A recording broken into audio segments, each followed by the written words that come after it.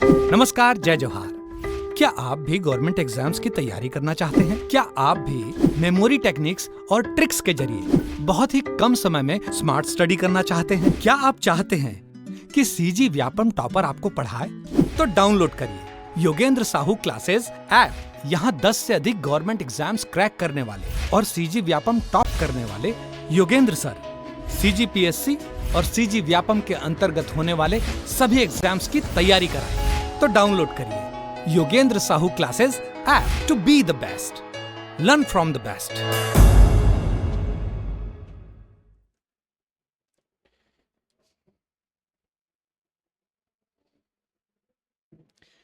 Good morning दोस्तों, Yogendra Sahu online classes में आपका स्वागत है। जैसा कि आपको पता है कि हमारी संस्था द्वारा हॉस्टल वार्डन के विभिन्न सब्जेक्ट में क्लास कराए जा रहे हैं और उनके एमसीक्यू भी कराए जा रहे हैं। जैसे हिस्ट्री का चल ही रहा है, हिंदी का चल ही रहा है, कंप्यूटर का चल रहा है, तो उस सीरीज़ में एक और नया अध्याय जोड़ने अभी हम जो एमसीक्यू चालू करेंगे वो पॉलिटी का करेंगे, भारतीय संविधान का। भारतीय संविधान का आपका 2 नंबर तक के क्वेश्चन आएंगे। जो इंडियन जीएस में भारतीय संविधान का पार्ट है उसमें 2 नंबर के क्वेश्चन आएंगे। और ये जो एमसीक्यूज है आपके पूरे सिलेबस के अनुसार ही है, तो इस एमसीक्यू को अगर आप सॉल्व करते हैं या इस एमसीक्यू में आप बने रहते हैं, इससे पढ़ते हैं, तो जरूर आपको फायदा होगा, जैसा कि बाकी सब्जेक्ट में आप कर रहे हैं। तो आइए चालू करते हैं भारतीय संविधान। देखिए, संविधान के एमसीक्यूज चालू करने से पहले कुछ ओवरव्यू इसमें देख लेते हैं कि भारत का संविधान जो है विश्व का सबसे बड़ा लिखित संविधान है ना। और विश्व का सबसे बड़ा लिखित संविधान ब्रिटेन का है और पहला लिखित संविधान अमेरिका का था। तो ये तो नॉर्मल सी बातें हो गई। हमारा जो संविधान है जिसको आज हम देख रहे हैं, जिसमें आपके पास 22 भाग, 12 अनुसूची और 395 अनुच्छेद हैं, वो एक बार में नहीं बने हैं या उसमें धीरे धीरे अपडेट होता ही जा रहा है। और ये संविधान जब बना तो ये संविधान अन्य देशों के संविधान से कुछ ना कुछ लेकर बनाया गया है, इसीलिए हमारे संविधान को ग्राह्यता संविधान भी कहा जाता है, जिसमें विभिन्न संविधान से कुछ ना कुछ ग्रहण किया गया है। और जैसा कि आप जानते हैं कि राजा महाराजाओं के बाद हमारा देश अंग्रेजों का गुलाम हुआ, हम अंग्रेजों के आधिपत्य में आया और काफ़ी समय तक हमारे देश में अंग्रेजों ने शासन किया। उन्होंने विभिन्न नियम बनाए जो आंशिक या पूर्ण रूप से अभी भी हमारे संविधान में विद्यमान है, जिसका सबसे बड़ा उदाहरण तो आपका भारत शासन अधिनियम 1935 है, जो हमारे संविधान का लगभग 2/3 भाग है। उसी प्रकार और से भी बहुत अनुच्छेद या बहुत से अधिनियम है जो हमारे संविधान में समाहित किए गए हैं। तो उसी से हम क्वेश्चन देखते हैं। भारत का संवैधानिक विकास, जो आज हमारा संविधान, आज का हमारा टॉपिक है भारत का संवैधानिक विकास। जो हमारा ये संविधान है ये एक बार में नहीं बना है दोस्तों, ये क्रमिक रूप से बना है, ये गतिशील अवस्था में, और इसमें नित्य नए परिवर्तन होते जा रहे हैं जो अभी भी जारी है। ठीक है, हमारे यहाँ संविधान में संशोधन करने की सर्वोच्च शक्ति संसद के पास है। संसद के 3 अंग होते हैं, लोकसभा, राज्यसभा और राष्ट्रपति। ये तीनों मिलकर ही क्या करते हैं, संविधान में परिवर्तन करते हैं, जो अभी भी जारी है। तो हमारा जो ये संविधान है ये बदल रहा है, और ये जब बना तो भी बहुत से अधिनियमों से मिलकर बना है जो अंग्रेजों ने पास किए थे या ब्रिटेन से पास हुए थे। उन्हीं अधिनियमों के द्वारा हमारे संविधान का विकास हुआ है, इसीलिए इस टॉपिक का नाम है संवैधानिक विकास, जिसके आज हम एमसीक्यूज करेंगे। तो आइए देखते हैं, पहला क्वेश्चन देखते हैं हमारे एमसीक्यू का। ये बहुत बढ़िया क्वेश्चन है। निम्नलिखित में से किस अधिनियम में कलकत्ता में सर्वोच्च न्यायालय की स्थापना का प्रावधान किया गया था? अब देखिए, आप तो बोलोगे भैया सर्वोच्च न्यायालय कहाँ है? दिल्ली में। यहां तो कलकत्ता की बात कर रहे हैं। तो देखिए, जो दिल्ली में सर्वोच्च न्यायालय बना वो 1935 के अधिनियम से बना। 1935 के अधिनियम से बना, और बना कब? 1937 में। इसको बोलते संघीय न्यायालय, जो कहां है? दिल्ली में, जो अभी भी है। ठीक है, क्योंकि मैं आपको बताया कि हमारे संविधान का लगभग 2/3 भाग कहां से है? भारत शासन अधिनियम 1935 से। लेकिन हमारे यहां कलकत्ता में पहले सर्वोच्च न्यायालय बना था। ठीक है, भारत की राजधानी पहले क्या थी? कलकत्ता ही थी, जो 1911 में ट्रांसफर करके कहां की गई? दिल्ली की गई। ठीक है, ये आपको पता हुआ है। तो कलकत्ता में जो सर्वोच्च न्यायालय बना वो कब बना पूछ रहा है? वो बना है आपका रेगुलेटिंग एक्ट 1773 के द्वारा, भारत में। कहां? कलकत्ता में। क्वेश्चन अच्छे से देख लीजिएगा, कलकत्ता बोल रहा है या दिल्ली बोल रहा है? ठीक है, दिल्ली कलकत्ता वाले को बोलेगा सर्वोच्च न्यायालय, दिल्ली वाले को बोलेगा संघीय न्यायालय। तो आपका रेगुलेटिंग एक्ट 1773 के द्वारा भारत में कलकत्ता में क्या बना था? सर्वोच्च न्यायालय बना था, पहला सर्वोच्च न्यायालय। 1773 के रेगुलेटिंग एक्ट के द्वारा 1774 में स्थापित किया गया था, जिसके पहले पहले मुख्य न्यायाधीश से कौन? एलिज एप्पे थे। कौन थे? एलिज एप्पे। और इस एलिज एप्पे ने किससे? बंगाल के राजा नंद कुमार की न्यायिक हत्या करवा दी। उनको झूठे केस में फंसा के क्या किया था? फांसी दिलवा दी गई थी। ठीक है, 1773 का रेगुलेटिंग एक्ट भारत के लिए बहुत इंपॉर्टेंट है। ठीक है, इस रेगुलेटिंग एक्ट के द्वारा बंगाल के गवर्नर को, किसको? बंगाल के गवर्नर को, ठीक है, क्या कहा जाने लगा? गवर्नर जनरल कहा जाने लगा। क्या कहा जाने लगा? Governor general. किसका? बंगाल का गवर्नर जनरल कहा जाने लगा। ठीक है, उसके बाद इसमें गवर्नर जनरल की एक काउंसिल बनाई गई, जिसमें 4 सदस्यों की नियुक्ति की गई, और इसके द्वारा क्या किया गया? कलकत्ता में एक उच्चतम न्यायालय की स्थापना भी की गई। ठीक है, तो कलकत्ता में उच्चतम न्यायालय कौन सा? रेगुलेटिंग एक्ट 1773 के द्वारा। चलिए फटाक से दूसरा क्वेश्चन देखते हैं। सर्वोच्च न्यायालय की स्थापना के संबंध में निम्नलिखित में से कौन सा अनुच्छेद या कथन सही है? ठीक है, वैसे ही क्वेश्चन है। ये क्वेश्चन का लेवल आपके हॉस्टल वार्डन के एग्जाम के हिसाब से ही डिसाइड किया गया है। एक मॉडरेट लेवल के क्वेश्चन है, कुछ ज्यादा टफ नहीं है। कलकत्ता में सर्वोच्च न्यायालय की स्थापना 1773 के रेगुलेटिंग एक्ट के द्वारा की गई। ये क्वेश्चन सही है। ठीक है, लेमेस्टर इस न्यायालय के प्रथम मुख्य न्यायाधीश से? नहीं जी, इस न्यायालय के प्रथम मुख्य न्यायाधीश कौन थे? एलिजा एप्पे। कौन थे? एलिज एप्पे। ठीक है, चलिए आगे देखते हैं। तो इसका ऑप्शन क्या होगा भैया? केवल एक सही है। ठीक, तीसरा क्वेश्चन, निम्नलिखित में से किसके या किसने भारत में अंग्रेजी शिक्षा की नींव पड़ी? बहुत जबरदस्त क्वेश्चन है। भारत में अंग्रेजी शिक्षा की नींव डालने वाले आदमी कौन है भाई? लॉर्ड मैकाले है। ठीक है, तो इसमें ऑप्शन देखते हैं। निम्नलिखित में से किसने या किसने भारत में अंग्रेजी शिक्षा की नींव पड़ी? भारत में अंग्रेजी शिक्षा कैसे आई? तब्बू कोई आया? ठीक है, देख लेते हैं अपन। ठीक है, इसमें बोल रहा है 1813 का क्या? Charter act. Journal committee of public instruction 1823। प्राच्यविद और आंग्लविद विवाद। ठीक है, ये तीनों ऑप्शन में से कौन सा सही है? चलिए बताइए कौन सा सही है, कमेंट करिए जी।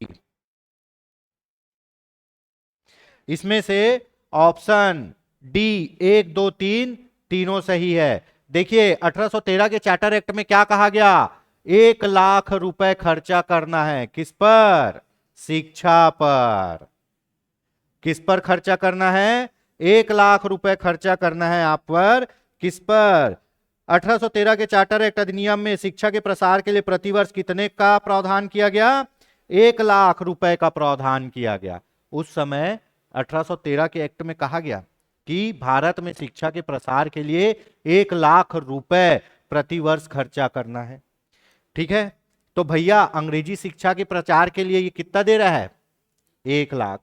अब इस 1 लाख को स्वीकृत करने के लिए एक कमेटी बनाई गई, जिसका नाम था journal committee of public instruction 1823।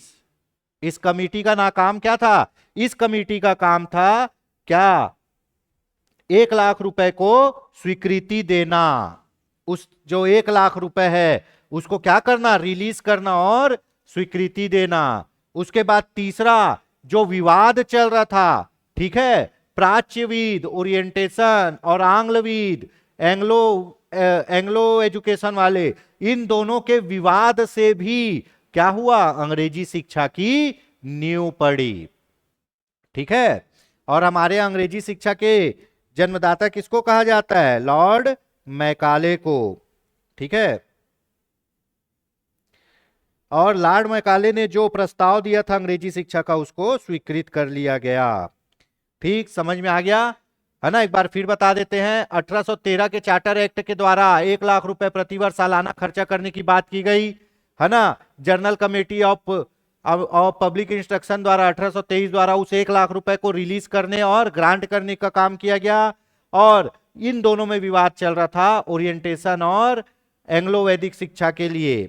ठीक है, ओरिएंटेशन और एंग्लिस्टिक शिक्षा के लिए। और ये भी क्या बना, कारण बना किसका, अंग्रेजी शिक्षा का। तो ऑप्शन होगा 1, 2, 3। चलिए फटाक से चौथा क्वेश्चन देखते हैं। बहुत जबरदस्त क्वेश्चन है। ब्रिटिश किस अधिनियम के द्वारा ब्रिटिश संसद ने चाय और चीन के साथ व्यापार को छोड़कर ईस्ट इंडिया कंपनी के भारत के साथ व्यापारिक एकाधिकार को समाप्त कर दिया गया? देखिए भाई, कहानी ऐसी थी, जो ईस्ट इंडिया कंपनी है, जो ईस्ट इंडिया कंपनी है, वो केवल पहले क्या करने आई थी, व्यापार करने आई थी। 71-72 सदस्य थे, ठीक है, व्यापार करने आई थी। कंपनी ने धीरे धीरे अपना आधिपत्य जमाया और कमजोरियों का फायदा उठाया। और एक समय ऐसा आया कि भारत के साथ व्यापार, चाहे हवाई जहाज का हो, चाहे खीले का हो, चाहे पीन का हो, वो व्यापार कौन करेगा, केवल और केवल ईस्ट इंडिया कंपनी करेगी। एकाधिकार मतलब होता है आपका क्या, मोनोपोली, आपके अलावा दूसरा कोई नहीं करेगा। तो इस समय बात की गई इससे पहले कि कोई भी व्यापार चाहे कैसा भी हो भारत के साथ, वो कौन करेगा, वो करेगा केवल ईस्ट इंडिया कंपनी। लेकिन 1813 के चार्टर एक्ट में यह कहा गया कि कंपनी केवल चाय के व्यापार में एकाधिकार रखेगी, चीन के साथ चाय का व्यापार केवल कंपनी करेगी, बाकी भारत में व्यापार दूसरी कंपनियां भी कर सकती है। तो यहां व्यापार के एकाधिकार का क्या हुआ, समाप्त हुआ। अब एकाधिकार केवल कहां पे है जी, चाय के व्यापार पे है। मान लो पहले खाना, ठीक है, कपड़ा, है ना, सोना चांदी, सब में केवल कौन व्यापार कर रहा था, ईस्ट इंडिया कंपनी कर रही थी। 1813 का चार्टर अधिनियम बोलता है कि केवल चाय के व्यापार को आरक्षित किया जाए। किसको, चाय के व्यापार, जो किसके साथ हो रहा है, चीन के साथ हो रहा है, ये केवल कौन करेगा, कंपनी करेगी, बाकी व्यापार कोई भी कर सकता है। ठीक है, तो व्यापार का एकाधिकार समाप्त हुआ 1813 का चार्टर अधिनियम के द्वारा। ठीक है, अब चाय का व्यापार बस कंपनी कर रही है। लेकिन 1833 के चार्टर अधिनियम के द्वारा चाय के व्यापार को भी क्या कर दिया गया, खत्म कर दिया गया। अब 1833 के चार्टर अधिनियम के द्वारा यह कहा गया कि कंपनी व्यापार नहीं करेगी दोस्तों, कंपनी अब केवल क्या करेगी, शासन करेगी। एक कंपनी जो व्यापार करने आई थी, अब वो क्या कर रही है, शासन कर रही है। ठीक है, चलिए आगे देखते हैं। ठीक,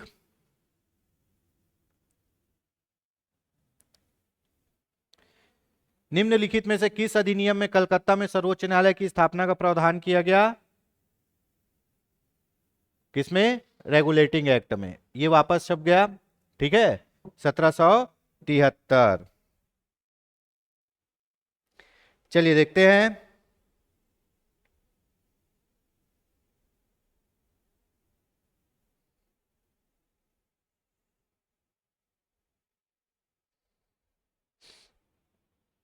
बहुत जबरदस्त क्वेश्चन आया है। ठीक है, ये क्वेश्चन कभी ना कभी आए हुए हैं भाई, है ना। किस अधिनियम ने भारतवासियों को अपने देश में प्रशासन में कुछ हिस्सा लेना संभव बनाया? अब आप देख लो कि ये जो ईस्ट इंडिया कंपनी है, ये तो व्यापार ही नहीं करने दे रही है, तो शासन क्या करने देगी। व्यापार में एकाधिकार रखी हुई है, तो शासन में क्या करने देगी। लेकिन कुछ अधिनियम ऐसे आए हैं जिसमें कुछ हिस्सा मिला भारतीयों को, किसमें, शासन में जाने का, कंपनी के साथ जुड़ के भारत में शासन में काम करने का। तो वो कौन सा है, क्या बोल रहा है इसमें, किस अधिनियम ने भारतवासियों को अपने देश में प्रशासन में कुछ हिस्सा लेना संभव बनाया? किस अधिनियम ने जी, चार्टर एक्ट 1833। क्या हुआ, चार्टर एक्ट 1833 के द्वारा। पहले फिर से समझा देता हूं। 1800 कौन सा 13, ठीक। कौन सा एक्ट? Charter act. इसमें क्या किया गया? चाय के साथ व्यापार को छोड़ के बाकी व्यापार को मुक्त कर दिया गया, कोई भी करेगा। 1833 में 1833 में चाय के व्यापार को भी मुक्त कर दिया गया। अब कंपनी व्यापार नहीं करेगी। 1833 के एक्ट में कंपनी क्या करेगी? भारत में केवल शासन चलाएगी। इसमें एक धारा बताया गया, धारा 87। इसमें कहा गया कि किसी भी भारतीय को, सुनिएगा, इसमें कहा गया धारा 87 में चार्टर एक्ट 33 के, किसी भी भारतीय को रंग, मूल, जन्म स्थान के आदि के आधार पर कंपनी में किसी भी सेवा में या पद पे रखने पर भेदभाव नहीं किया जाएगा। ठीक है, जो आपका मौलिक अधिकार है ना, क्या? भेदभाव का अंत, है ना, जन्म, मूल, लिंग के आधार पर भेदभाव का निषेध, कौन सा? अनुच्छेद 15। वैसे ही बात कही गई 1833 के चार्टर एक्ट में कि धारा 87 के अनुसार किसी भी भारतीयों को, है ना, किसी भी भारतीय अथवा क्राउन की देशज प्रजा को अपने धर्म, जन्म स्थान, वंशानुक्रम, वर्ण अथवा इसमें से किसी एक कारणवश कंपनी के अधीन अथवा सेवा के अयोग्य नहीं माना जाएगा। शॉर्ट में ये बोल सकते हैं, धर्म, मूल, लिंग, जाति, रंग के आधार पर किसी भी भारतीय को कंपनी में कोई भी काम करने से बाहर नहीं किया जाएगा। और यही धारा बाद में किसमें? शासन में भी प्रवेश पर लागू की गई कि आप शासन में भी भेदभाव नहीं करेंगे। तो 1833 के एक्ट द्वारा देश के प्रशासन में कुछ हिस्सा मिला। चलिए आगे देखते हैं। ब्रिटिश ताज के शासनाधीन पारित अधिनियम, है ना, ब्रिटिश ताज, क्राउन। क्राउन कहां बैठता था जी? इंग्लैंड में बैठता था। क्राउन मतलब वो आदमी जो क्राउन पहन के बैठा है वहां पे। तो देखिए 1857 की क्रांति याद होगी आपको, है ना। 1857 की क्रांति ने ऐसा जोर पकड़ा कि अंग्रेज क्या हो गए? हिल गए। अब उनको समझ में आ गया कि ईस्ट इंडिया कंपनी इतना अत्याचार कर रही है और भारतवासी क्या कर रहे हैं? उसका विरोध कर रहे हैं। अगर इस विरोध को नहीं सुलझाया गया तो ये फिर से विरोध करेंगे, फिर से विरोध करेंगे और कहीं भारत आजाद ना हो जाए। इसीलिए जो ईस्ट इंडिया कंपनी से पावर कौन छीन लिया? क्राउन छीन लिया। और क्राउन क्या किया? पावर अपने पास रखा। शॉर्ट में समझते हैं, ठीक है। आपका ये है भारत। भारत में शासन कौन कर रहा है? ईस्ट इंडिया कंपनी कर रही है, ठीक है ना। क्राउन कहां बैठा है? इंग्लैंड में बैठा है। 1857 की क्रांति हुई कहां? भारत में हुई। भारत के लोगों ने क्या किया? ईस्ट इंडिया कंपनी का पुरजोर विरोध किया, उनके खिलाफ विद्रोह किया। अब वहां से क्राउन देख रहा है, क्राउन देख रहा है कि अरे इन लोग तो विरोध कर रहे हैं, विरोध कर रहे हैं तो कभी ना कभी क्या होंगे? स्वतंत्र हो जाएंगे, सफल हो जाएंगे। उन्होंने ये भी देखा कि जो ये ईस्ट इंडिया कंपनी है ये भारत में गलत तरीके से शासन चला रही है, भारतीयों का शोषण कर रही है। तो ईस्ट इंडिया कंपनी से शासन का अधिकार छीनकर कौन अपने पास ले गया? क्राउन ले गया। और उसके बाद जो नियम बन के आते थे वो कहां से आते थे? इंग्लैंड से बन के आते थे, है ना। और यहां पर जो गवर्नर जनरल था उसको क्या बनाया दिया गया? वायसराय बना दिया गया। क्या बना दिया गया? वायसराय, ठीक है, बना दिया गया। और यहां पर कहा? इंग्लैंड में एक भारत सचिव का पद बनाया गया जो पूरे भारत के मामले को देखता था। कहानी समझ में आई? 1857 की क्रांति हुई, इनको लगा इंडिया आजाद हो जाएगा तो शासन का अधिकार अपने पास ले गए, ठीक है। तो यह है ब्रिटिश ताज के अधीन शासनाधीन अधिनियम, ठीक। तो इसमें देखते हैं क्वेश्चन, निम्नलिखित में से किस अधिनियम के अंतर्गत भारतीय विधान परिषद को बजट पर बहस करने की शक्ति प्राप्त हुई? बताइए भाई।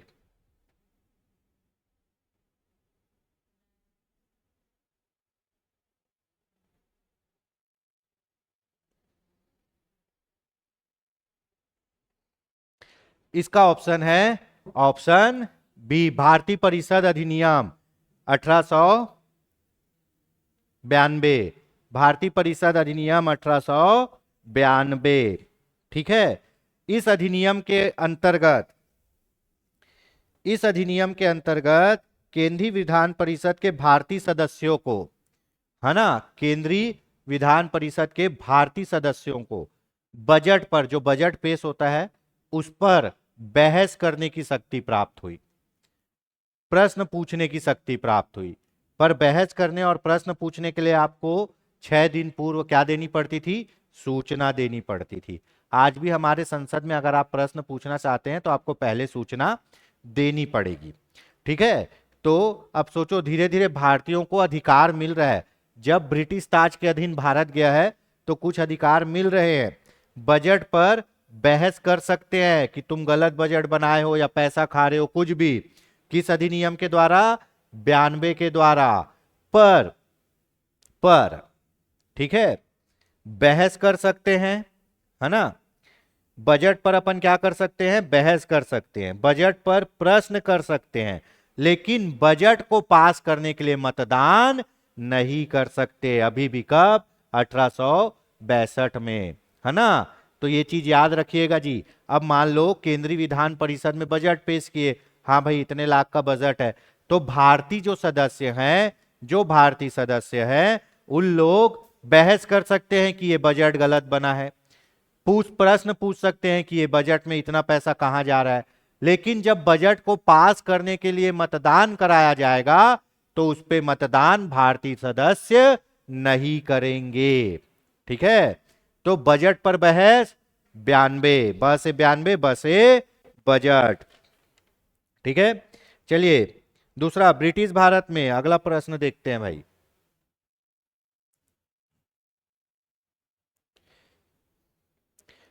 ब्रिटिश भारत में सांप्रदायिक प्रतिनिधित्व की व्यवस्था निम्नलिखित में से किस अधिनियम द्वारा की गई? सीधा सीधा फूट डालो और राज करो। ये तो आप लोगों को पता ही होगा जी, फूट डालो और राज करो। बताइए, है ना। क्या? मार्ले मिंटो सुधार। मार्ले मिंटो सुधार। इसमें मार्ले कौन था? मार्ले भारत सचिव था, जो कहां बैठा था? इंग्लैंड में। और लॉर्ड मिंटो कौन था? भारत का वायसराय था। अब इन्होंने क्या किया? 1906 में क्या बनवा दिया? मुस्लिम लीग। अब मुस्लिम लीग को पटा लिया किसने? मिंटो ने। और क्या बोला मुस्लिम लीग को? उन्होंने सांप्रदायिक निर्वाचन प्रारंभ कर दिया। सांप्रदायिक निर्वाचन क्या होता है? सुनिए, कि जो मुस्लिम आदमी चुनाव में खड़े होगा उसको वोट कौन देगा? मुस्लिम लोग ही देंगे, बाकी कोई जात का आदमी वोट नहीं देगा। तो भैया धर्म के नाम पे बांटना चालू कर दिए, इसीलिए इसको क्या कहा गया? फूट डालो और राज करो। तो मेरे दोस्तों यहीं से चालू हुआ क्या? फूट डालो और राज करो। अब आप देखोगे कि मुस्लिम लीग कांग्रेस के अगेंस्ट जाना चालू कर देगा। जहां भी हम आजाद होने की बात करेंगे या कुछ करने की बात करेंगे, मुस्लिम लीग वहां क्या करेगा? अड़ंगा डालेगा। अगर वही मुस्लिम लीग, कभी कभी सोचने की बात है, अगर आप पढ़ेंगे तो अगर वही मुस्लिम लीग सपोर्ट करता तो शायद हम पहले आजाद हो जाते। ठीक है, तो उन्होंने क्या किया? सांप्रदायिक निर्वाचन। बोले कि भैया मुस्लिम आदमी खड़ा होगा तो केवल मुस्लिम ही वोट देगा। और बाद में इस सांप्रदायिक निर्वाचन को और विस्तृत कर दिया गया, है ना। सिख, ईसाई, दुनियादारी सब में लागू कर दिया गया। ठीक है, कि जो खड़े होगा जिस जात का, उसको उसी जात का आदमी देगा। तो सांप्रदायिक निर्वाचन कहां से चालू हुआ? 1909 के अधिनियम मार्ले मिंटो सुधार, जिसको फूट डालो और राज करो। और यही कब क्यों बन गया? क्योंकि 1906 में क्या हो गया था? मुस्लिम लीग का गठन हो गया था। और मुस्लिम लीग किसका प्रतिनिधित्व कर रही थी? मुस्लिमों का प्रतिनिधित्व कर रही थी।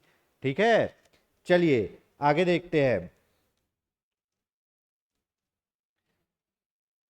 भारत में बढ़िया क्वेश्चन आया है। भारत का संघीय न्यायालय निम्नलिखित में से किस वर्ष, क्वेश्चन पढ़िए, किस वर्ष स्थापित किया गया? किस वर्ष?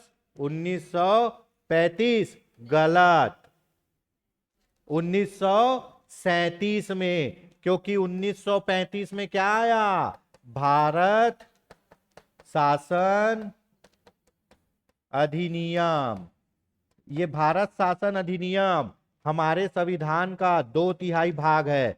हमारे संविधान को 2/3 भाग कहां से कॉपी किया गया है, भारत शासन अधिनियम। और भारत शासन अधिनियम के द्वारा 1937 में कलकत्ता का नहीं, दिल्ली का जो सुप्रीम कोर्ट है, कहां का, दिल्ली का संघीय न्यायालय लिखा है।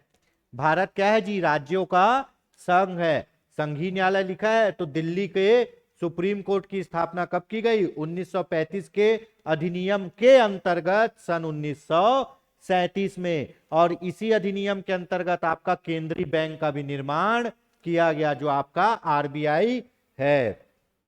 ठीक है, ठीक।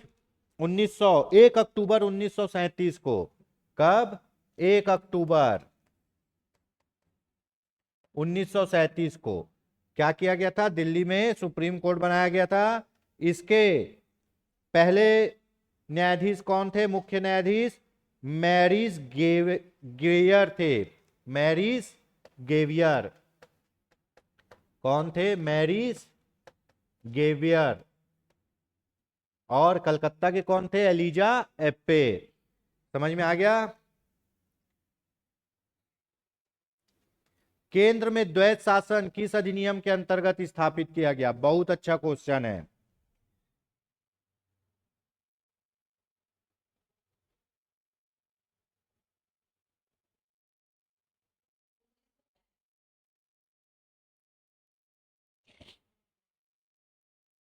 देखिए,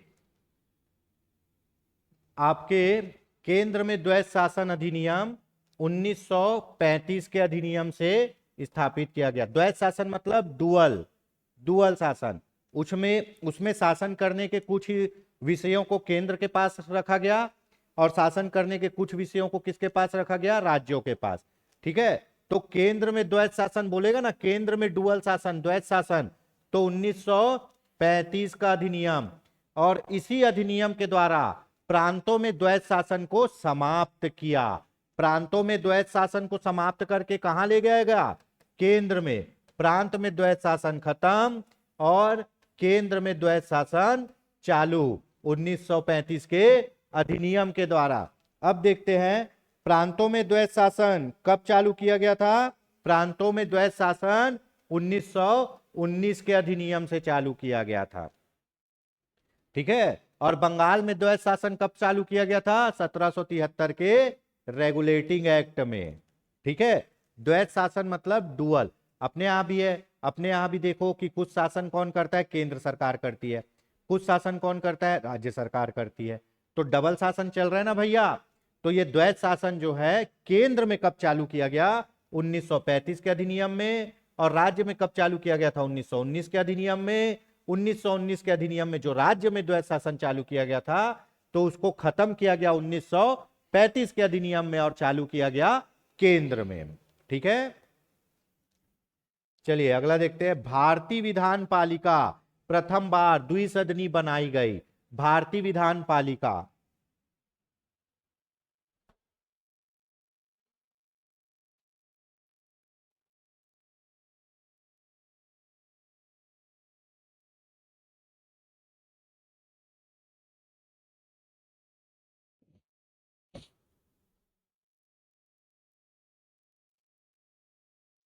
देखिए अभी बताया मैं, राज्य में द्विसदन वाला कब चालू किया गया, डुअल शासन। राज्य में डुअल शासन चालू किया गया 1919 में। इसके द्वारा क्या बनाया गया, एक बनाया गया विधान सभा और दूसरा क्या गया, बनाया गया विधान परिषद। क्या बनाया गया, परिषद। ठीक है, 1919 में, जिसमें विधानसभा का कार्यकाल कितना था, 3 साल। विधान परिषद का कितना था, 5 साल। तो भारतीय विधान पालिका बोल रहा है, विधान पालिका। विधान पालिका कहां होती है जी, राज्यों में होती है। विधान मंडल, विधान पालिका राज्यों में होती है। केंद्र में क्या होता है, संसद होता है। राज्य में 2 सदन होते हैं, विधान परिषद और विधान सभा। केंद्र में दो सदन होते हैं, लोकसभा और राज्यसभा। केंद्र में कौन होता है? राष्ट्रपति होता है। राज्य में कौन होता है? राज्यपाल होता है।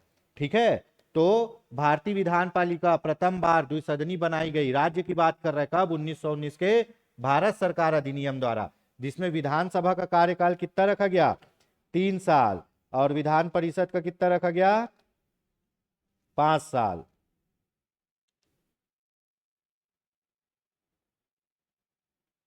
ठीक है, ये हो गया।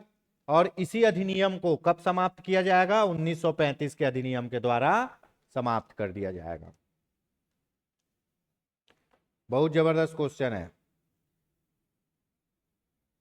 राष्ट्रपति की अध्यादेश निर्गत करने की शक्ति प्रेरित है, बताइए भाई। राष्ट्रपति की अध्यादेश निकालने की शक्ति कहां से मिली है, बताइए।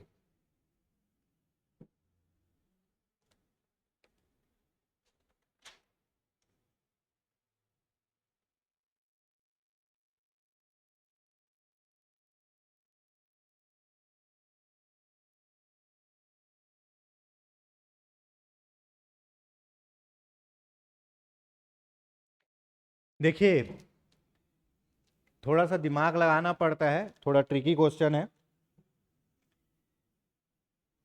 हमारे संविधान का 2/3 भाग कहां से लिया गया है?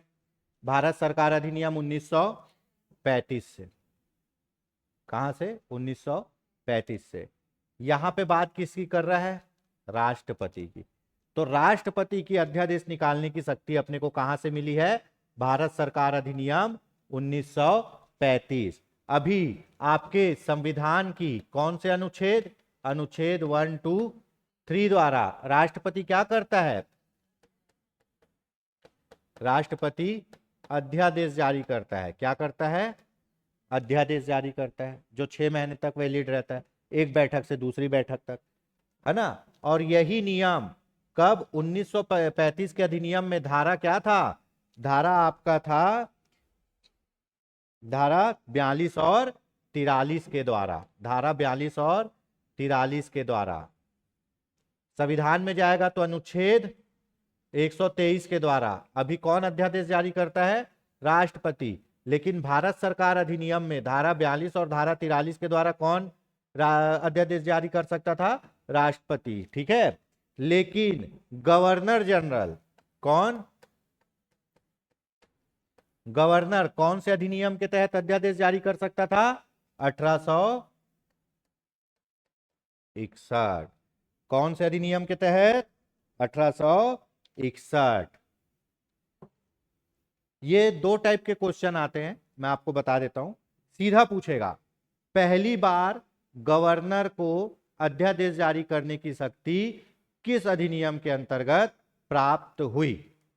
तो गवर्नर की बात कर रहे हैं, गवर्नर की बात कर रहे हैं तो 1861। ठीक, पहली कहानी।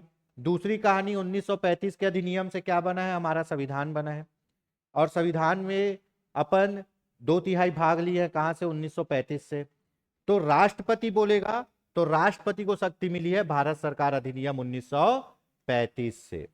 ठीक है,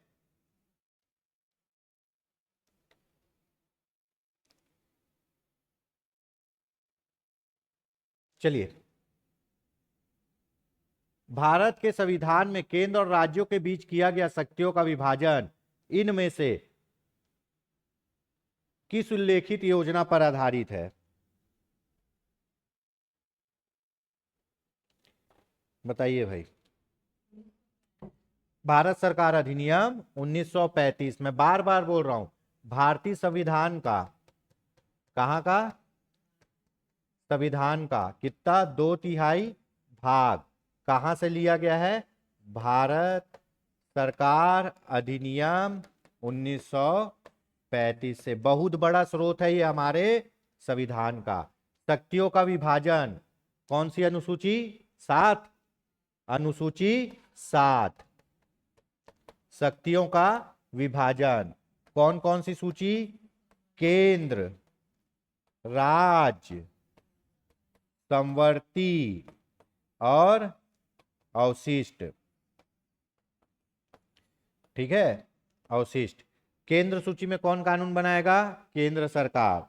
राज्य सूची में कौन कानून बनाएगा? राज्य सरकार। समवर्ती सूची में कौन कानून बनाता है? दोनों बना सकते हैं, केंद्र भी राज्य भी। दोनों में लड़ाई होगा, बहस होगा, तो किसका कानून मान्य होगा?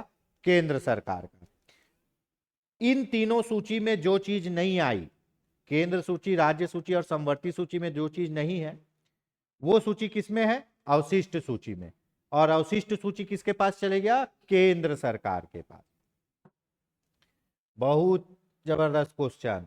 अखिल भारतीय महासंघ स्थापित करने का प्रावधान किया गया था। अखिल भारतीय मतलब भारत को एक संघ बनाना है। अभी आपसे क्वेश्चन पूछता है, भारत क्या है भाई? भारत राज्यों का संघ है। भारत क्या है? भारत राज्यों का संघ है। तो अंग्रेजों ने कब एक संघ, उस समय क्या था? देसी रियायत थे, ब्रिटिश प्रांत थे और कमिश्नरी क्षेत्र थे, है ना। देसी रियायत राजाओं के पास थे, ब्रिटिश प्रांत ब्रिटिश के पास, कमिश्नरी क्षेत्र में कौन होते थे? कमिश्नर होते थे। तो देसी रियायत, ब्रिटिश प्रांत और कमिश्नरी क्षेत्र को मिला के एक भारत बनाना, क्या बनाना? एक भारत बनाना, इसका सपना देखा था अंग्रेजों ने। कौन से अधिनियम में? भारत सरकार अधिनियम 1935 में। पर क्या हुआ? भारत एक संघ नहीं बन पाया। कब? 1935 में। बोले थे पर बन नहीं पाया। ठीक है, चलिए आगे देखते हैं।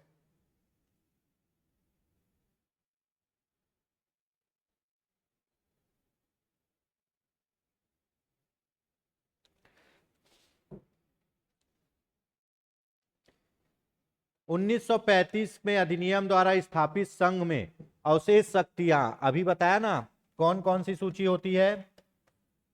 केंद्र, राज्य, समवर्ती,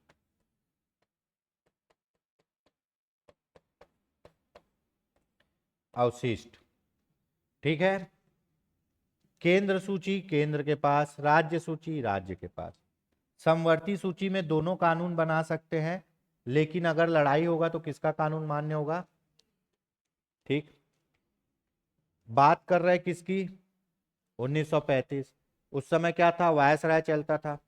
ठीक है, तो भैया अब आप देखो, अवशिष्ट शक्तियां जो किसी के पास नहीं है, वो किसके पास जाएगी? गवर्नर जनरल के पास जाएगी। किसके पास जाएगी? गवर्नर जनरल के पास जाएगी जी।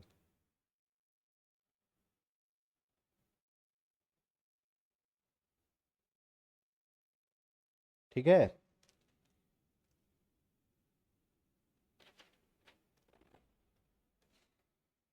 चलिए आगे देखते हैं। 1935 का गवर्नमेंट ऑफ इंडिया एक्ट क्यों महत्वपूर्ण है? भारत शासन अधिनियम क्यों महत्वपूर्ण है? क्या है ये? भारतीय, अभी कितने बार बोल चुका हूं, भारतीय संविधान का क्या है? प्रमुख स्रोत है। 1935 के अधिनियम से अपन अपने संविधान में कितना भाग लिए हैं? 2/3 भाग, आधे से ज्यादा है। निम्नलिखित अधिनियम में से किस अधिनियम के फलस्वरूप बर्मा को भारत से अलग किया गया? बहुत। 1935 के अधिनियम से क्या किया गया? बर्मा को भारत से अलग कर दिया। बर्मा कहाँ है जी? म्यांमार।